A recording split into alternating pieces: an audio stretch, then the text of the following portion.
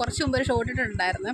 ഒരാൾ രാവിലെ നമ്മളെ വിളിച്ച് കുറേ നേരം വാട്സപ്പിൽ കോൾ ചെയ്ത്, ഞാൻ വണ്ടിയിലിരിക്കുകയാണ്, വാട്സപ്പിൽ കോൾ ചെയ്ത് കഴിഞ്ഞതിന് ശേഷം കുറേ കോൾ വന്നു കഴിഞ്ഞപ്പോൾ ഞാൻ കട്ട് ചെയ്ത് വിട്ടു.